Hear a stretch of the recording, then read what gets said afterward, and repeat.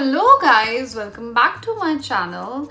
This is a continuation video as I promised you guys about this video in my previous video about workplace shocks you get in Norway. So if you have not seen that video, you have to watch this video. I'll paste the link in the description. And in my last video, I promised you guys that I will share my experience more than 1 year, slightly more than 1 year of working in Norway and share what are the benefits of working in Norway as per me as a HR professional. You might agree to this information or you might disagree, but then this is as per my experience and what I have felt and researched in my time working here.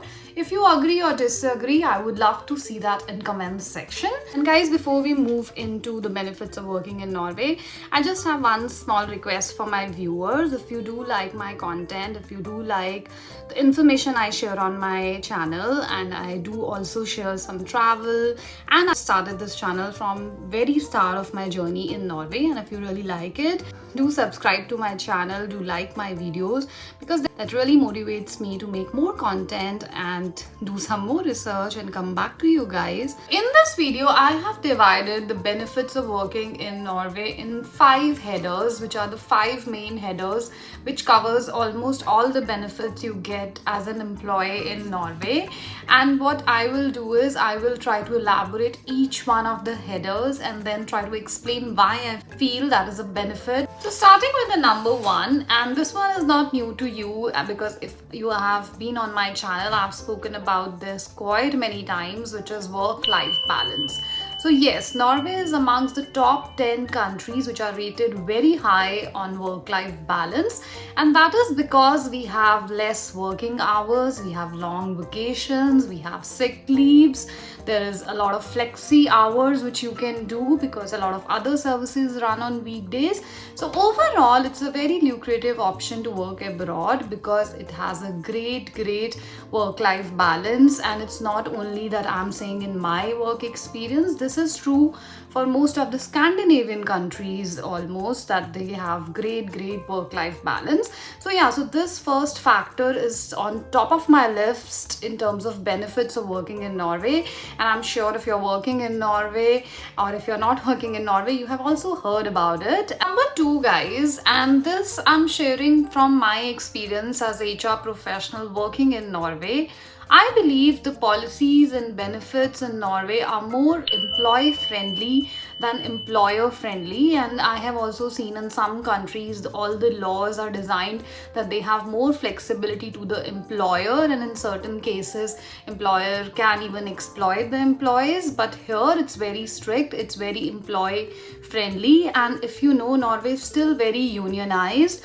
About half of the working population in Norway is part of one or the other union. Also, we have Norwegian Working Environment Act, which is strictly regulated by the legislation, and it has laws for everything, for your working conditions, for health, safety, contracts, and it actually protects employees in a lot of ways.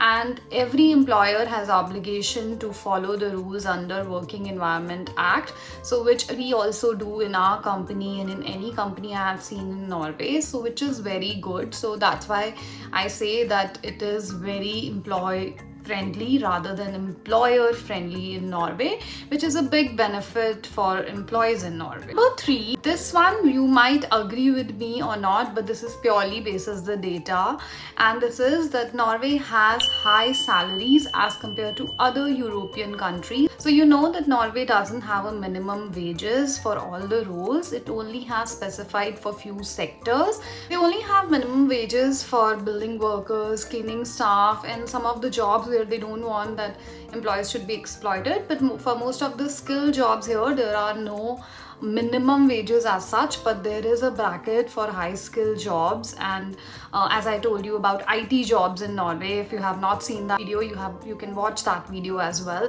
which gives you a brief about IT job. But for skilled workers, comparatively, if you compare in other parts of Europe, the salary is high. Now you can also say that the salary is high, so the cost of living is also high. I totally agree and I'm not denying that, but still I would say if you have to compare your CTC with other etc, it is high.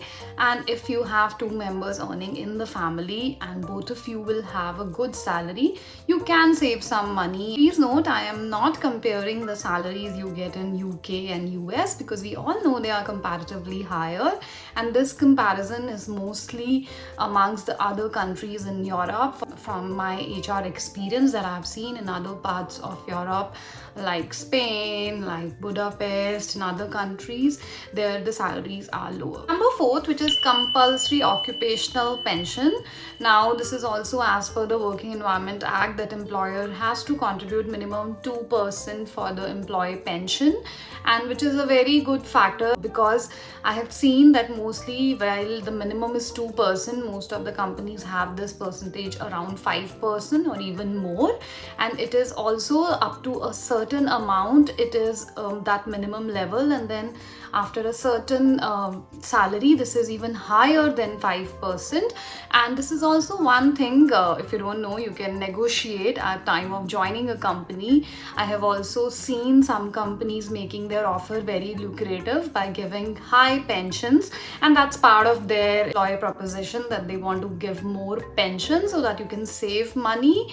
And yes, you can say that I'm not going to withdraw it before 62 or 67, but then it's a good benefit, and I feel that it automatically saves money for you. Another thing about this pension is that most of the companies like Storebrand and Cedia, where you have your pension funds, they invest this money. And I also know in Storebrand for sure, because I have my pension there, so you have an option to choose where you want to invest. So it's a low, medium or high risk, and then you get the returns accordingly. And even if you after your age of 62, you can withdraw those funds, so it's not going in vain if you choose like to go back to India, or you can always withdraw that money because it's your money. So that is one security you get with it. So definitely I feel it's a benefit. If you are in a good age and you still have 20-30 years, you can end up getting a very good amount at the time of your pension. So that's why when I thought about it whole, I think it's a good benefit you get from employer, and this is for everybody in Norway. That's the reason it made to my list. So number 5th, I have decided for this video, which is job security in Norway. So I feel because Norway is very unionized, it is not very easy to just lay off the employees, and unless there is a very serious breach, you cannot just be terminated. And I'm referring to a hire and fire kind of a culture here, which we know that it exists in certain countries. I don't even have to name it, but in Norway, mostly the job is safe. If there is an organizational restructure, yeah, there are reasons where you can still be terminated, but the good part is that there is an organization called NAV, which is Norwegian Labor and Welfare Administration, which also provide you some benefits in terms of these kind of times where you lose your job. And I even found out that they even give you money. Both the parents, they lose their job, and you have kids who are going to kindergarten, and they even take care of the entire kindergarten fee. Another thing which I discovered during this job security, which was that they also have a thing called temporary layoffs, that if the company is in a temporary situation which they are not able to deal with, so they can even do a temporary kind of a layoff. During that temporary layoff period, you will be supported by NAV and other organizations, and sometimes company will ask support from NAV. But then as the situation improves, or if there is a time period where company is ready to take you back, so they also have something called as temporary layoff, which was new to me, and I don't know if you knew about it. So they also have such provisions. Guys, I am not saying that you cannot lose your job in Norway and it's 100% secured, but I'm saying that when I compare to other countries, and this is also one of the benefits of working in Norway, it's not very easy to lose your job here because of the union. So guys, these were my 5 top headers, and these were broad categories, but these categories include so many things inside, and which basically proves that there are a lot of benefits of working in Norway. If you agree, or if you don't agree, or if you are living in some other country and you feel you have more benefits than working in Norway, I would love to know about it as well. So please pin down your comments. I always wait for comments at my channel. Thank you guys. Thanks for watching. Bye bye.